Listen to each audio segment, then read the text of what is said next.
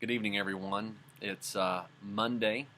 It's a beautiful day, warm out here, beautiful spring day. The flowers are blooming, the bees are flying, the birds are chirping.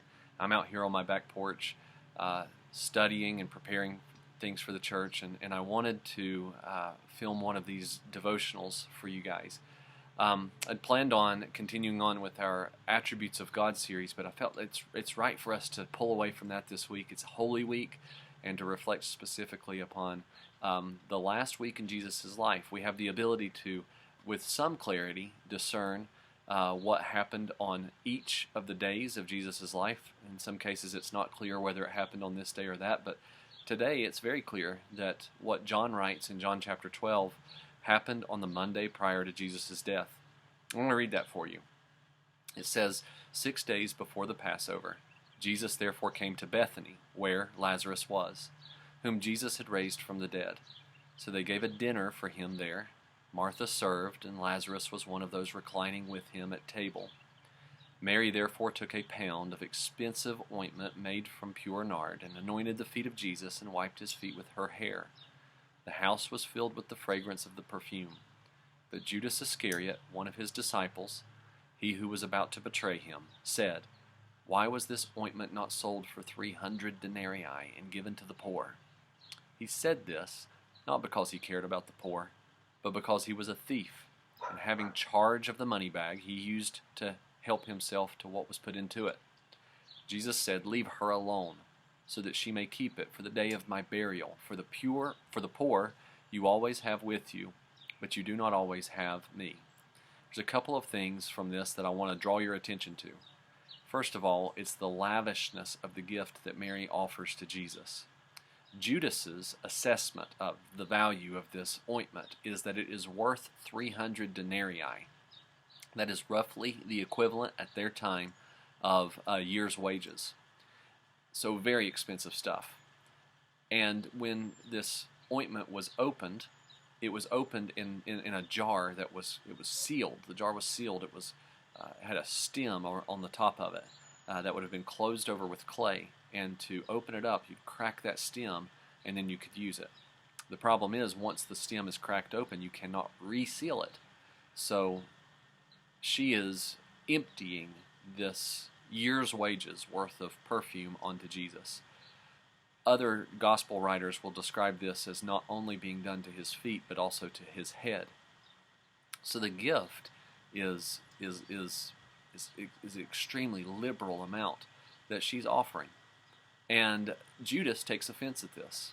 It's often the case that when we give our all to God, there are those around us who take offense at what we give. Perhaps it threatens them in some way. In Judas's case, he actually really wanted the money for himself because he used to pilfer out of the money bag. But so he's offended at this. He's upset at it. But Jesus rebukes Judas, and he has a very interesting point to make about what she has done for him. In her mind, what she has done is pour out her love to him as an act of worship.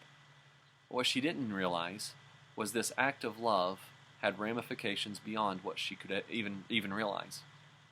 Jesus says that it was for the day of his burial. One person spoke of this, that in a culture where they could not bathe regularly, this pouring of this ointment onto Jesus would have lingered on him for the duration of the week. And so they speculate about that last day of Jesus' life, when he was dragged away and was put under in the courts, and he was beaten mercilessly and then hung upon the cross, while his body bled terribly and was wounded all over. Mingled within that, would Jesus have had opportunities when he smelled the anointing that Mary had done for him, this act of worship that she had done for him a few days prior? How would this have encouraged his heart to smell this? What an act Mary in fact did to Jesus. I think the question that we ought to be left with is two things. And the first question on the negative side is, where are we like Judas? Where are we looking at others in judgmentalness who are trying to pour out their love to Christ, and we look at it in some sort of an offensive way, or we criticize it, or we judge it in some way. And then, on the other hand, where might God be inviting us beyond that kind of negative place into a place where Mary was? What might he be pointing his finger to and saying, here's an opportunity for you to pour out, to lavish in a liberal way your love as an act of worship on me? Ask God to show you what that is. This occasion of gathering at Lazarus' house was one among many things that would culminate in the crucifixion of Christ.